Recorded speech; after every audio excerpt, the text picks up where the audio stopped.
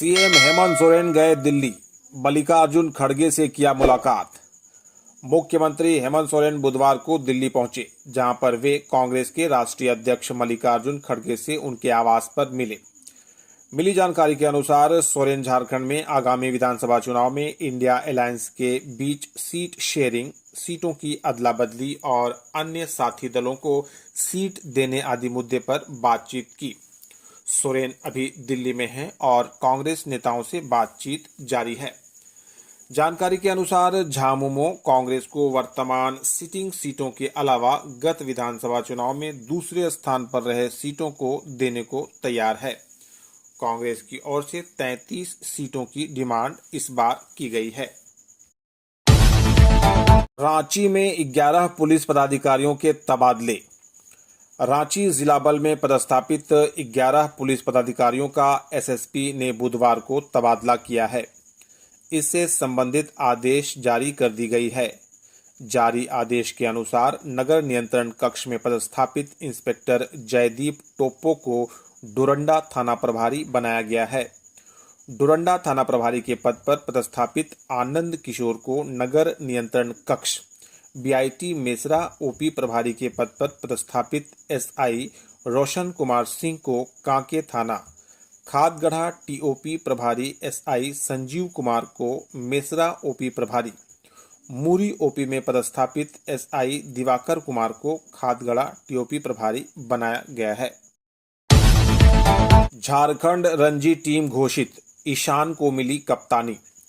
झारखंड राज्य क्रिकेट संघ जेएससीए ने 2024-25 के लिए रणजी टीम की घोषणा कर दी है। टीम की कमान ईशान किशन को सौंपी गई है। इससे पहले बूची बाबू टूर्नामेंट में भी ईशान की कप्तानी में टीम खेली थी। बता दें कि रणजी ट्रॉफी के 2024-25 सत्र में झारखंड एलिट ग्रुप डी में असम, रेलवे, चंडीगढ़, छत्तीसगढ़, सौराष्ट्र, दिल्ली और तमिलनाडु के साथ है। प्रतियोगिता की शुरुआत 11 अक्टूबर से हो रही है और झारखंड का पहला मुकाबला असम के साथ है। सांसद चंद्रप्रकाश चौधरी ने पथ विभाग पर लगाया 106.69 करोड़ के टेंडर घोटाला का आरोप। गिरिडीह सांसद चंद्रप्रकाश चौधरी ने पथ निर्माण विभाग में 106.69 करोड़ के टेंडर घोटाले का आरोप लगाया है। उन्होंने टेंडर में बरती गई अनियमितता की कॉपी भी उपलब्ध कराई है।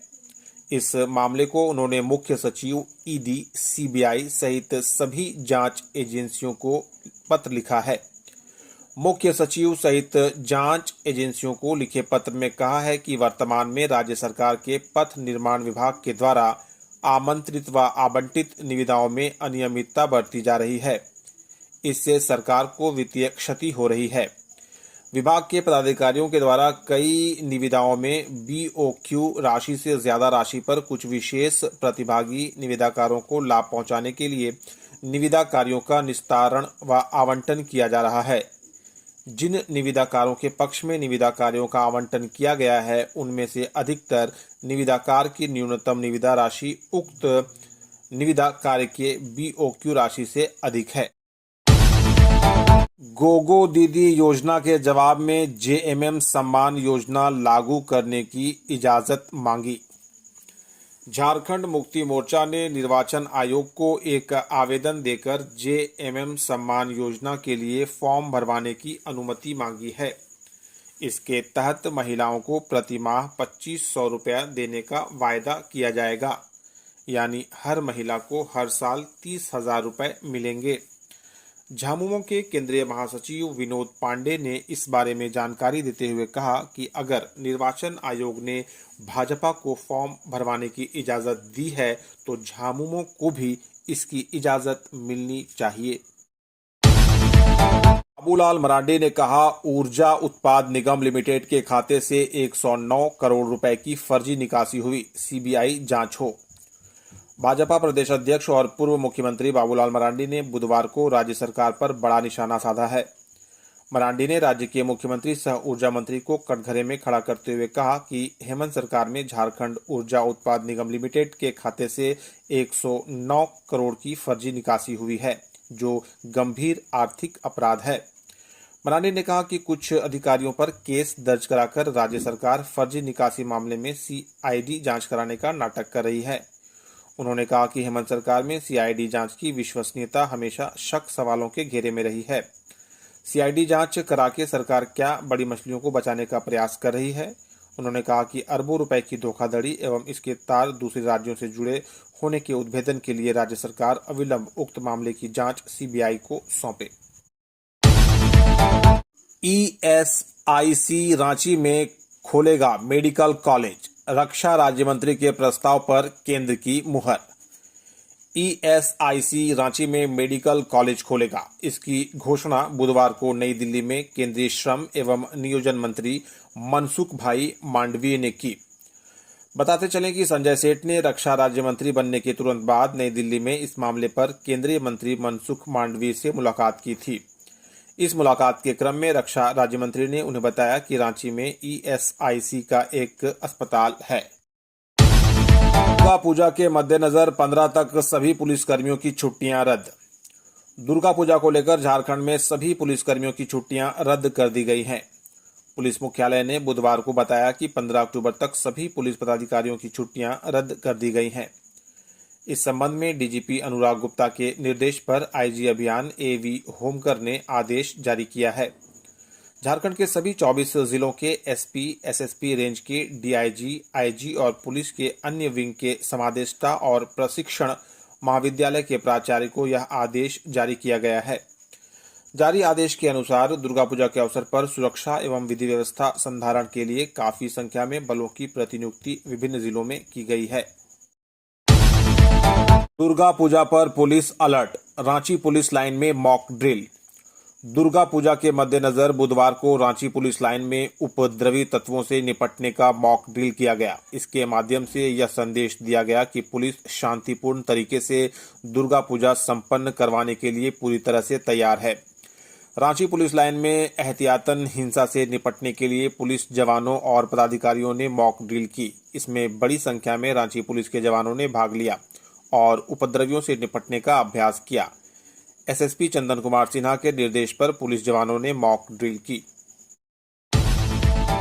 दुर्गा पूजा में महिलाओं की सुरक्षा के लिए शक्ति कमांडो की तैनाती।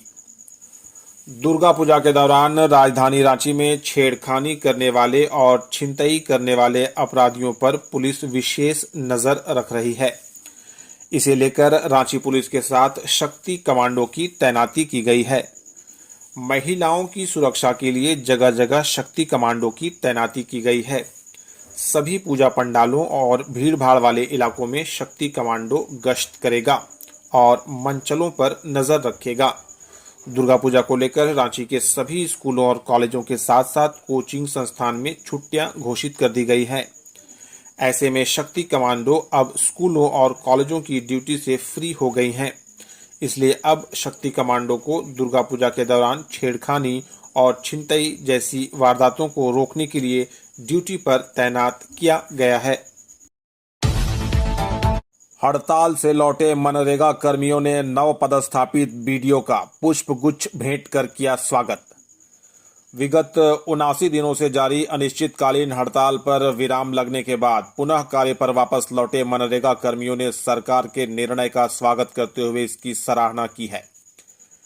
जमुआ प्रखंड कार्यालय में नव पदस्थापित प्रखंड विकास पदाधिकारी अमल जी का प्रखंड मनरेगा संघ अध्यक्ष सुरेश प्रसाद वर्मा एवं सचिव याकूब अंसारी के नेतृत्व में मनरेगा कर्मियों ने पुष्प गुच्छ भेंट कर स्वागत किया। बीडीओ अमल जी ने मनरेगा कर्मियों की हड़ताल वापसी पर हर्ष जताते हुए कहा कि मिलजुल कर गांव और पंचायत के विकास के लिए सभी काम करें। कहा कि पेड़ पौधों का हमारे जीवन में विशेष महत्व है, अतः कार्य वापसी को यादगार बनाते हुए सभी कर्मी अपने घरों में एक एक पौधा लगाना सुनिश्चित करें। प्रखंड कार्यालय स्थित सभागार कक्ष में प्रखंड कार्यक्रम पदाधिकारी गणेश कुमार एवं बीपीआरओ सहदेव महतो सहित सभी पंचायत सचिवों एवं प्रखंड कर्मियों ने वीडियो से औपचारिक भेंट करते हुए उन्हें अपना संक्षिप्त परिचय दिया और प्रखंड में नव पदस्थापन के लिए उन्हें बधाई और शुभकामनाएं दी। राष्ट्रीय जूनियर महिला हॉकी चैंपियनशिप मध्य प्रदेश और झारखंड फाइनल में। राजधानी के मरांग गोमके जयपाल सिंह मुंडा हॉकी स्टेडियम में आयोजित 14वीं हॉकी इंडिया राष्ट्रीय जूनियर महिला हॉकी चैंपियनशिप 2024 में मध्य प्रदेश और झारखंड के बीच खिताबी जंग होगी। 30 सितंबर से 10 अक्टूबर तक हॉकी इंडिया, हॉकी झारखंड और झारखंड खेल विभाग के संयुक्त तत्वावधान में आयोजित प्रतियोगिता में बुधवार को सेमीफाइनल मुकाबले खेले गए। पहला सेमीफाइनल मध्य प्रदेश और ओडिशा के बीच खेला गया, जिसमें मुकाबला 1-1 गोल से बराबर रही। मैच का निर्णय शूट आउट के द्वारा लिया गया, जिसमें मध्य प्रदेश ने ओडिशा को 5-4 से पराजित कर फाइनल में प्रवेश किया। नाबालिग से दुष्कर्म के दोषी को 20 साल की कैद की सजा और जुर्माना। पॉक्सो के विशेष न्यायाधीश आसिफ इकबाल की अदालत ने बुधवार को नाबालिग के साथ दुष्कर्म करने के मामले में दोषी युवक प्रभुनाथ लोहरा उर्फ टुप्पा लोहरा को 20 साल की कठोर कारावास की सजा सुनाई है। साथ ही अदालत ने उस पर 15,000 रुपए का जुर्माना भी लगाया है। जुर्माना नहीं देने पर उसे अलग से। ओम प्रकाश गुप्ता बने योजना और विकास विभाग के अवर सचिव। राज्य सरकार ने 2 आईएएस अधिकारियों के तबादले किए हैं। इस संबंध में कार्मिक प्रशासनिक सुधार तथा राजभाषा विभाग ने मंगलवार देर रात अधिसूचना जारी की है। जारी अधिसूचना के अनुसार बोकारो के चास के अनुमंडल पदाधिकारी ओम प्रकाश गुप्ता को स्थानांतरित करते हुए योजना एवं विकास विभाग का अवर सचिव बनाया है। साथ ही पश्चिमी सिंहभूम के जगन्नाथपुर के अनुमंडल पदाधिकारी प्रांजल ढाड़ा को बोकारो के चास का अनुमंडल पदाधिकारी बनाया गया है। रामगढ़ में खुले पूजा पंडालों के पट, उमड़े श्रद्धालु। शारदीय नवरात्र की सप्तमी तिथि को मां दुर्गा के पट खोल दिए गए हैं। इसके साथ पूजा पंडालों में श्रद्धालुओं की भीड़ दर्शन के लिए उमड़ पड़ी। रामगढ़ शहर के विभिन्न पूजा पंडालों में मंगलवार को श्रद्धालुओं की कतार दर्शन के लिए लगी रही। माता वैष्णो देवी मंदिर में भी सुबह से शाम तक श्रद्धालुओं का तांता लगा रहा। मेन रोड पूजा पंडाल, बिजोलिया पूजा पंडाल, रांची रोड पूजा पंडाल को बेहद आकर्षक तरीके से बनाया गया है। नवरात्रि पर मैक्सलुस्कीगंज में शक्तिपुंज ट्रेन के ठहराव की मिली मंजूरी। रक्षा राज्य मंत्री संजय सेठ ने नवरात्रि की एक और सौगात दी है।